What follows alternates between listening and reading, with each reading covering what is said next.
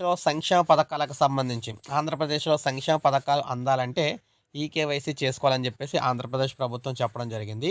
ఆ ఈకేవైసీకి కూడా గ్రామ వార్డు సచివాలయానికైతే వెళ్ళే పని లేకుండా ఇంటి దగ్గర ఉండే ఫోన్ నుంచే చేసుకోవచ్చని చెప్పేసి చెప్పారనమాట. దానికి సంబంధించి లింకు కూడా ఇవ్వడం జరిగింది.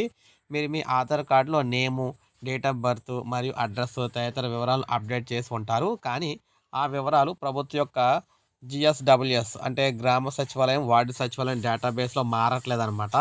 మీరు మీ యొక్క ఆధార్‌లో కరెక్షన్ చేసుకున్న వివరాలు ప్రభుత్వం యొక్క డేటాబేస్‌లో కూడా మారితేనే మీకు సచివాలయం ద్వారా తీసుకునే క్యాస్ట్, ఇన్‌కమ్ అలాగే వివిధ సంక్షేమ పథకాల జాబితాలో మీరైతే ఉండగలుగుతారు పేర్లు.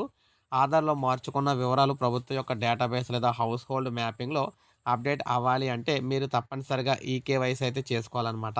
వాస్తవానికి ఈకేవైసీ కోసం సచివాలయం వచ్చి మీరు బయోమెట్రిక్ వేయాల్సి అయితే ఉంటుంది. కానీ ఇప్పుడు దీనికి సంబంధించి ప్రభుత్వం లింక్ అయితే ఇవ్వడం జరిగిందనమాట. సో, ఆ లింక్ అయితే మీకైతే ఇక్కడ నేను ఇస్తాను. మనకి వీడియో డిస్క్రిప్షన్‌లో లింక్ అయితే ప్రొవైడ్ చేస్తాను. అలాగే ఆ లింక్ మీకు ఓపెన్ చేసి కూడా చూపిస్తాననమాట.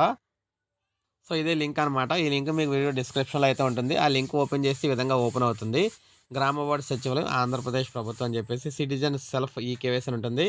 ఇక్కడ ఈ టిక్ బాక్స్‌లో అయితే మీరైతే బాక్స్‌లో ఇక్కడ టిక్ పెట్టొచ్చు.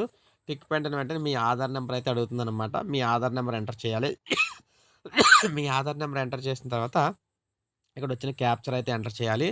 ఈ 2 ఎంటర్ చేసిన తర్వాత సెండ్ ఓటీపీ కొడితే, ఈ ఆధార్ నంబర్‌కి లింక్ అయిన మొబైల్ నంబర్‌కి ఓటీపీ వస్తుంది. అప్పుడు ఓటీపీ ఎంటర్ చేయడం ద్వారా మీ ఈకేవైసీ అయితే పూర్తవుతుంది. ఇలా మీ ఫ్యామిలీలో ఎంతమంది అయితే ఉన్నారో అంతమంది ఈకేవైసీ అయితే మీరైతే ఫోన్ ద్వారానే చేసుకోవచ్చు. అప్పుడు గవర్నమెంట్ వెబ్‌సైట్‌లో మీ డీటెయిల్స్ ఈకేవైసీ సంబంధించి అంటే మీరు ఆధార్‌లో అప్డేట్ చేసిన అన్ని విషయాలు కూడా అక్కడైతే కనిపిస్తాయన్నమాట. అప్పుడు ఈ విధంగా పథకాలకైతే ఎక్కడ డోకా లేకుండా కంటిన్యూ అవుతది. సో, ఇది మనకి అఫీషియల్ అప్డేట్ గవర్నమెంట్ నుంచి వచ్చింది. సో, ప్రతి ఒక్కరు కూడా రేషన్ కార్డ్ ఉన్న ప్రతి ఒక్కరు కూడా చేసుకోండి. అదేవిధంగా రేషన్ కార్డ్ లేని వాళ్ళు కూడా మనకి ఇన్‌కమ్ సర్టిఫికేట్ ఇయన్నీ కావాలనుకుంటే కంపల్సరీ డేటాబేస్ అప్డేట్ చేసుకోవాలనమాట. సో, ప్రతి ఒక్కరు కూడా చేయండి. ఒక లైక్ చేయండి. అందరికీ తెలుస్తుంది. సబ్స్క్రైబ్ చేసుకోకపోతే మన ఛానెల్ సబ్స్క్రైబ్ చేసుకొని